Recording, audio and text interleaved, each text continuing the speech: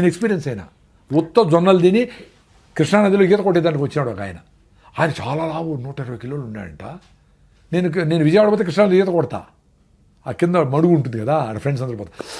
So ఆయన నా వీడియోలు చూశాడు. సార్ నేను 120 కిలోలు ఉన్నాడు సార్, బీపీ షుగర్ అసలు నడవలేకుండా హాస్పిటల్ పోతే నువ్వు సస్తావు రాయింగా, నీకు ఎక్కువ లివర్ కూడా ఫ్యాటీ లివర్ అయిపోయింది, గ్రేడ్ 3 వచ్చింది, నువ్వు పోతావు అంటే భయపడిపోయింది సార్ నా భార్య. ఆయన చెప్పినాడు మహానుభావుడు డాక్టరు, జొన్నలు తిను అని చెప్పినాడు, అంతే మంత్రంలాగా. ఉత్త జొన్నలే తినాడు, జొన్న రవ్వతో ఉప్మా పొంగల్ ఏం చేసుకుంటాడు. జొన్న 45 కిలోలు తగ్గినాడండి. ఇప్పుడు కృష్ణానదిలో ఈత కొడతాడు, ఓన్లీ జొన్నలే, ఏమి డ్రామాలు ఏమి కషాయాలు ఏమిలే, ఉత్త జొన్నలు తిన్నాడు. ఇంకేదో ఫ్రూట్స్ గిట్స్ వెజిటబుల్స్ తినింటాడులే, whatever. Basic food rice నిలిపేసి స్టేబుల్ ఫుడ్ జొన్నలు చేసుకున్నాడు. అద్భుతం. సో తెలంగాణ ప్రజలందరికీ నమస్కారం. మంచిగా జొన్న రొట్టెలు, కర్నూలు వాళ్ళందరూ జొన్న రొట్టెలు వదలద్దండి అసలు. జొన్న రొట్టె చేసి నేర్చుకోండి. పెద్ద ఇంత సాఫ్ట్వేర్లు ఇంత నేర్చుకుంటారు కదా, వేడి నీళ్లను జొన్న పిండిలో పోయి ఇటు తడితే జొన్న రొట్టె రెడీ అవుతాయి. నమస్కారం, నేర్చుకోండి. భార్య చేయలేదే అమ్మ చేయలేదు అనుకోవద్దండి, మీరు చేసి పెట్టండి భార్యలకి, పర్వాలే. అద్భుతం సార్. సార్ ఇప్పుడు మీరు ఎడిబుల్ ఆయిల్స్ గురించి కూడా చాలా మీరు చేశారు కదా సార్, ఏ ఆయిల్ మంచిది, కోల్డ్ ప్రెస్డ్ ఆయిల్లో లేకపోతే మామూలు ఆయిల్స్లో ఏమిటి తేడా? ఇప్పుడు ఏదైనా తెలిసిన ఆయిల్ అండి, తెలిసిన ఆయిల్ అంటే తెలిసిన పల్లీలు, పుచ్చులు సచ్చులు అఫ్లోటాక్సిన్స్ లేకుండా చెడిపోయినవన్నీ వేసి ఆయిల్ చేస్తారు మామూలుగా. అంటే మంచివన్నీ తిని చెడిపోయినవన్నీ ఆయిల్ చేసి ఆయిల్ తాగుతారు. చిన్నవి సన్నవి పప్పులు గిప్పులు అన్నీ ఓకే, అవి తీసుకెళ్ళి పల్లీల నూనె బెస్ట్, కొబ్బరి నూనె నెంబర్ 1. నెంబర్ 1 కొబ్బరి, నో డౌట్. కానీ కొబ్బరి నూనె ఏమో డేంజర్ చేసేసి దాన్ని అంతా కొబ్బరి నూనె తింటే కొలెస్ట్రాల్ పెరిగిపోతే చెత్త చేసి పెట్టేసినాడు. ఇప్పుడు ప్రపంచమంతా కొబ్బరి నూనె రెస్పెక్ట్ చేస్తుంది, మరి ఎట్లా? 20 ఏళ్ళు కొబ్బరి నూనె నాశనం చేసిన కేరళ వాళ్ళు వదలకుండా కొబ్బరి నూనె తిన్నారు. వాళ్ళు మంచి ఐఏఎస్లు అయినారు, ఇంటలెక్చువల్స్ అయినారు, బ్యూటిఫుల్గా ఉన్నారు, వాళ్ళ స్కిన్ వాళ్ళ హెయిర్ బ్యూటిఫుల్గా ఉన్నారు కదా వాళ్ళు జెనెటికల్గా. కొబ్బరి నూనె, కొబ్బరి తిని నెంబర్ 1 కొబ్బరి. మేమైతే రాయలసీమలో పల్లీలు, నువ్వులు కూడా మంచిదే.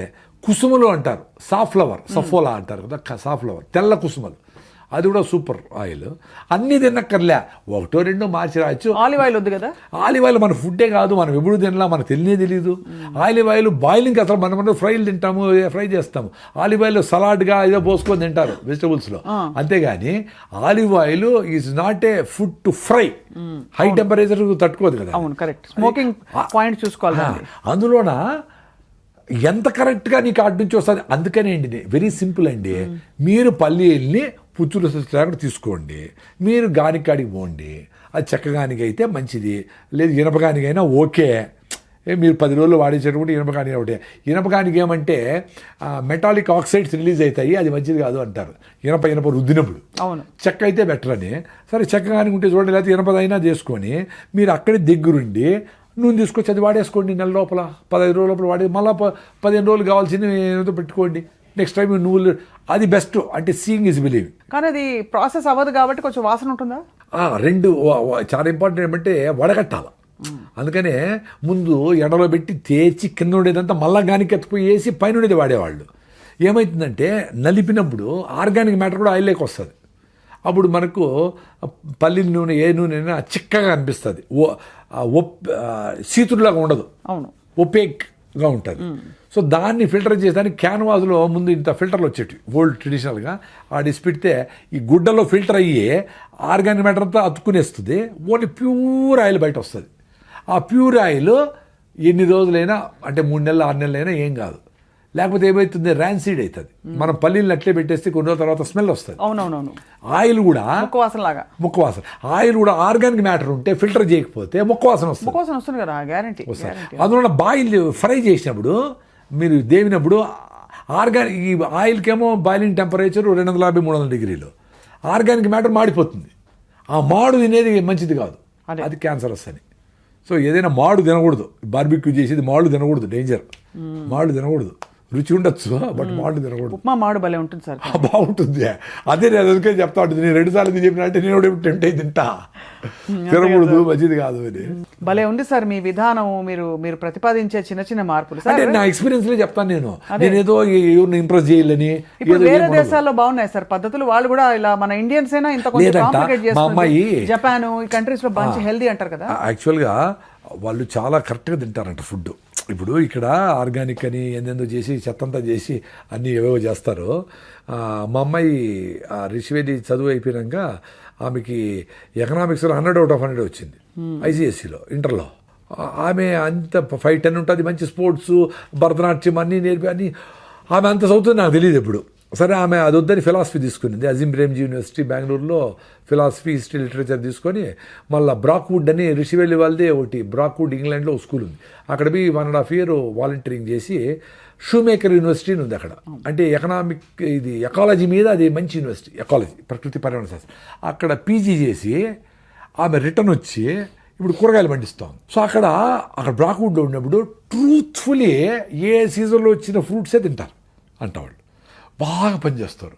5 గంటలకు సీరియస్లీ కుకింగ్. ఈమె కూడా వర్క్ అన్నీ ఉండేవి కదా. అట్లా మంచి వర్క్ కల్చర్ చూసి వచ్చింది కదా. ఇక్కడ ఇటు చూస్తే పని చేస్తారు, లేకపోతే పని చేయరట. అంతే అంతే అంతే. ఎందుకు పని చేసేదానికి ఎందుకు అంత డిస్రెస్పెక్టు, పని చేసే వాళ్ళకి ఎందుకు అంత గౌరవం లేదు? ఆ కూరగాయలు ఈ 10 రకాల నవధాన్యాన్ని పండించే రైతుకు గిట్టుబాటుగా లేకుండా చేసేసి ఆయనకి ఒక కాకి షర్ట్ వేసి ఇక్కడ బాడీ గార్డ్ లాగా పెడతా ఉండరు. ఏటీఎం దగ్గర గార్డ్గా పెడతా ఉండరు. ఎంత అన్యాయం, ఎంత దరిద్రం అది దేశానికి. అంటే ఒక నవధాన్యాలు పండించగలిగిన సైంటిస్ట్ ఆయన గిట్టుబాటు కాలేదు, నీకు గౌరవం లేదు అని ఆయన వాచ్మెన్ చేస్తే ఎట్లా? ఈ దేశం ఎట్లా బాగుపడుతుంది? సో ఈ నాలెడ్జ్ అంతా ఎవరు ఇవ్వాలా? ఏ పంట సింబయాటిక్, ఏది కరెక్ట్, ఏది ఇది పల్లీలు అయిపోతానే కందులు వస్తాయి, కందులు అయిపోతానే నువ్వులు వస్తాయి. ఎంత బ్యూటిఫుల్ నాలెడ్జ్ అది. అవన్నీ పక్కన పెట్టేసి టెక్నాలజీ పెట్టేసి డ్రోన్లు వచ్చి మనుషులు చేసి స్ప్రేలు కొట్టేసి కలుపు మందు కొట్టేసి ఏందో చేసి ఇంత మామిడికాయ చేసేసి అది క్యాన్సర్ తెచ్చుకుంటా ఉంటే ఎట్లా కరెక్ట్? చాలా కష్టం. ఇప్పుడు నేచర్ 300 గ్రాములు మామిడి పండు ఇచ్చింది అనుకోండి, దాన్ని డిఐపి వేసి ఇజ్రాయెల్ నుంచి ఇంపోర్ట్ చేసుకుని కెమికల్స్ అన్ని 1000 ఎక్కిచ్చి 500 చేస్తే అది ఎట్లా correct? Unwanted growth of cells is called cancer. If anything you want to grow against nature, it is not correct కదా. Also one kind of cancer అది. అంతే కదా. ఇప్పుడు ఇంత కోడిని 6 నెలలు పెరగాల్సిన దాన్ని ఇంత చేస్తే ఏమో చేసి స్టెరాయిడ్ చేసి, హార్మోన్ చేసి, యాంటీబయాటిక్ చేసి, వైరస్ చేసి, ఇది చేసి ఎట్లా కరెక్ట్?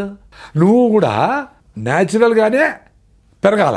నువ్వు ఓ సర్రని పెరిగిపోవాల మనకి ఈ బూస్టులు అది ఇది హార్మోన్లు ఏమని చేస్తే ఇప్పుడు కండలు పెంచుతా ఉండి అట్టే పడిపోతాడు చూడు. ఈ జిమ్ముల్లో ఇవన్నీ డేంజరే.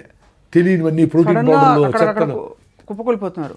ప్రోటీన్ పౌడర్లు ఇవన్నీ మజులు చూసుకుంటా వీళ్ళ మైండ్కి బయట కట్ అయిపోతుంది. మజులు కనపడితే చాలా ఆనందంగా ఏమో స్టెరాయిడ్ వేసుకొని తింటూ ఉంటారు. ఎంత డేంజర్ అది, వెరీ డేంజర్. సార్ ఇప్పుడు మీరు ఆఫ్రికాలో కూడా పండిస్తున్నారు కదా సార్? వ్యవసాయం ఆఫ్రికా ఎందుకంటే ఇప్పుడు కూడా 70 ఎకరాల వ్యవసాయం జరుగుతూ ఉంది.